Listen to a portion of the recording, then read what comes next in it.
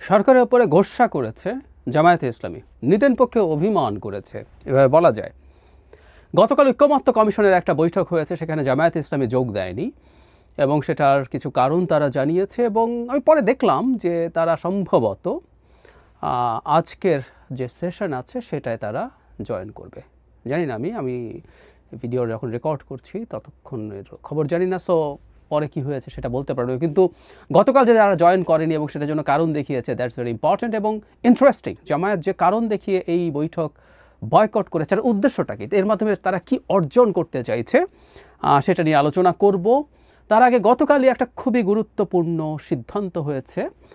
আমি খুব স্পষ্ট নই এখন পর্যন্ত যে শতভাগ সিদ্ধান্ত হয়েছে কিনা। যেমন বৈঠক শেষে আমি যেটা দেখলাম সেটা হচ্ছে জনাব আলী রিয়াজ যে ব্রিফিং করেছেন, সেখানে তিনি বলছেন যে এই ব্যাপারে ঐক্যমত্য হয়ে গেছে। তিনি ৭০ অনুচ্ছেদ দিয়ে তিনি বলছেন, আলী রিয়াজ বলেন ৭০ অনুচ্ছেদ সংশোধনের বিষয়ে ঐক্যমত্য হয়েছে। এক্ষেত্রে শুধু অর্থ বিল ও আস্থা ভোটের ক্ষেত্রে বাধ্যবাধকতা রয়েছে।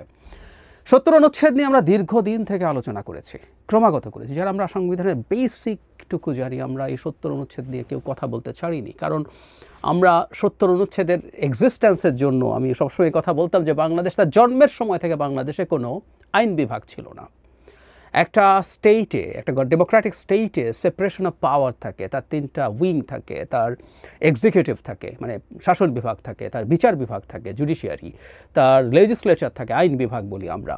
৭০ অনুচ্ছেদের কারণে আসলে সংসদ আইন প্রণয়নের একটা রাবার স্ট্যাম্প ছিল। ক্ষমতাসীন দল যে এই বিলই আনবে তার বিরুদ্ধে ভোট দিলে যেহেতু সংসদ সদস্য পদ চলে যায় ৭০ অনুচ্ছেদ অনুযায়ী, ফলে সেটা আসলে আর টিকে মানে থাকা না থাকার কোনো মানে নাই। সবাইকে হাঁ বা না দল যা চায় তাই বলতে হতো। সো আমাদের কোনো দিন আসলে লেজিসলেচার ছিল না, দীর্ঘদিন থেকে আলাপ হয়েছে এবং আমরা চেয়েছি 2-3টা বিষয় বাদ দেওয়ার, সব ক্ষেত্রে ৭০ অনুচ্ছেদে সংসদ সদস্যদেরকে মুক্ত করে দেওয়ার জন্য। সংবিধান সংশোধন কমিশন অবিশ্বাস্যভাবে শুধুমাত্র অর্থ বিল ছাড়া সব ক্ষেত্রে ছাড় দিয়ে দিয়েছিলেন। মানে অনাস্থা প্রস্তাব আনলেও সেটা দলের বিপক্ষে ভোট দেওয়া যাবে, মানে ৭০ অনুচ্ছেদ সংবিধানে রাখার যে স্পিরিট সেটার বাইরে তারা গেলেন এবং আমি স্ট্রংলি এটা কন্ডেম করি। এটা ভুল সিদ্ধান্ত ছিল।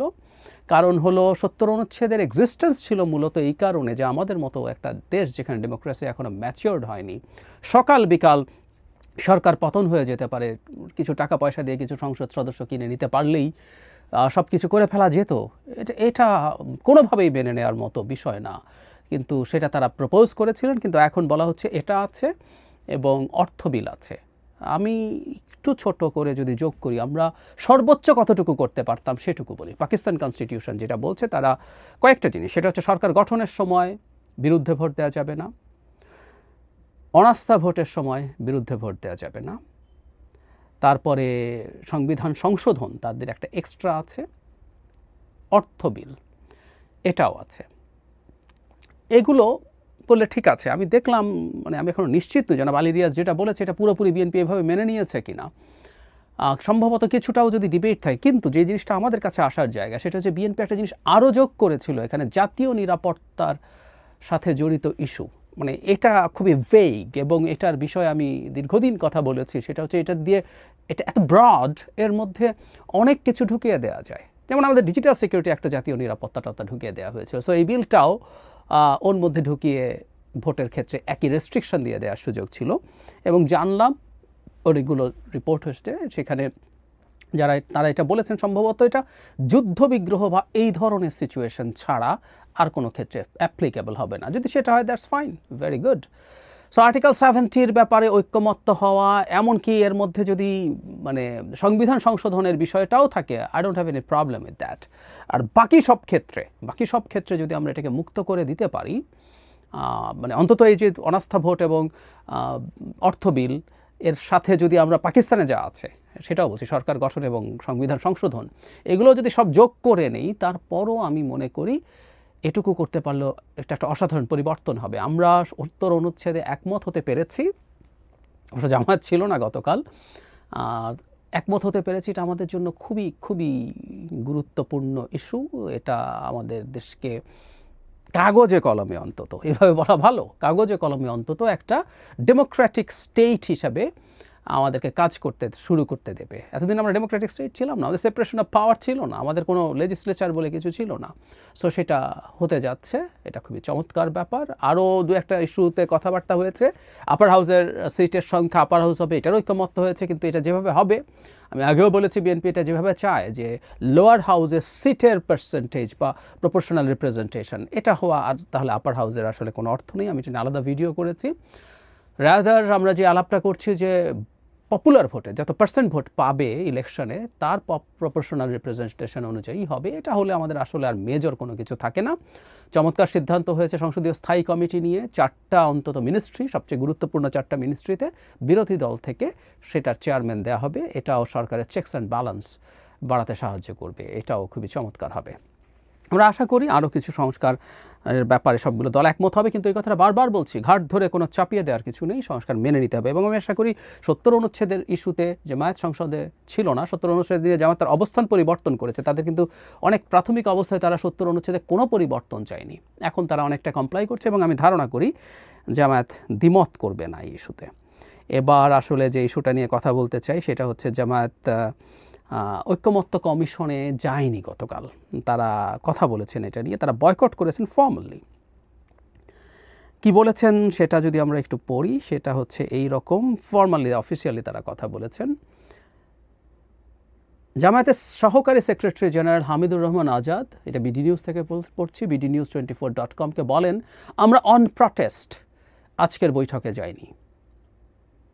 বুধবার যাবেন কি না নিশ্চিত বলেননি, এটা এখনই বলতে পারছি না, আলোচনা করে এই বিষয়ে সিদ্ধান্ত নেব।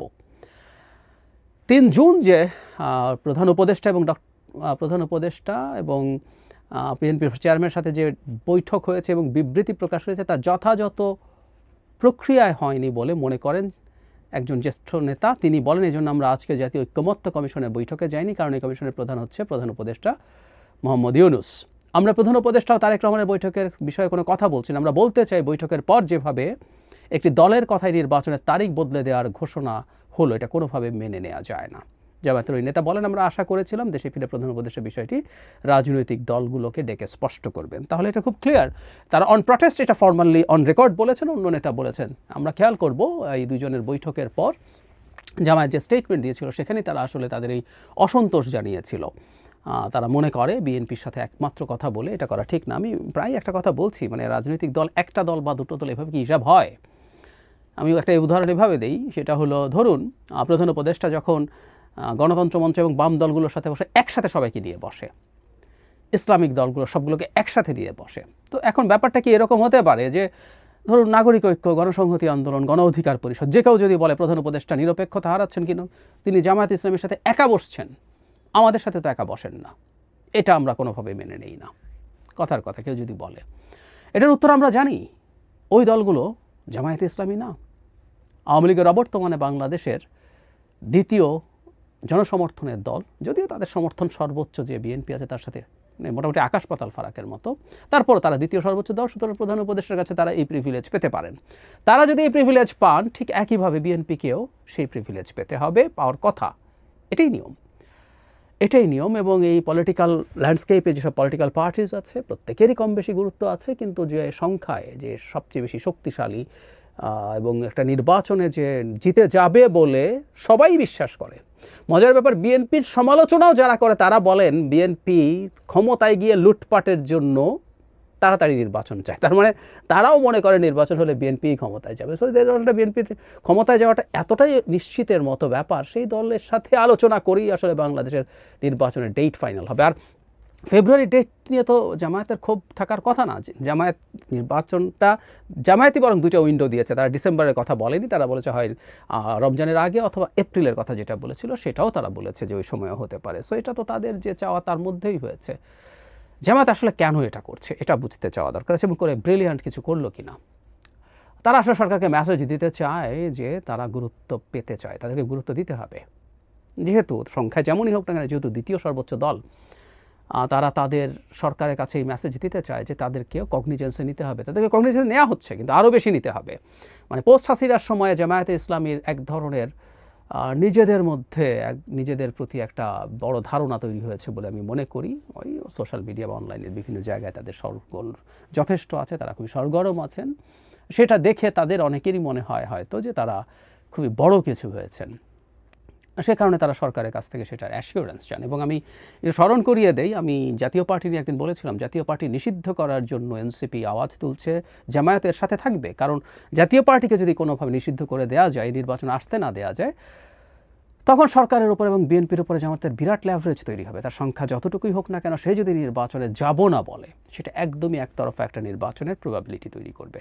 আমাদের এই বাস্তবতাটা মাথায় রাখতে হবে ভবিষ্যতের পলিটিক্যাল স্ফিয়ারে। যাই হোক, জামায়াত এভাবে চেয়েছে, কিন্তু আমি মনে করি এটা করে যে তারা ব্রিলিয়ান্ট কোনো কাজ করেছে তা না। মানে রাজনীতিতে যা ঘটেছে, রাজনীতিতে যা ঘটে, সব কিছু পছন্দসই হয় না।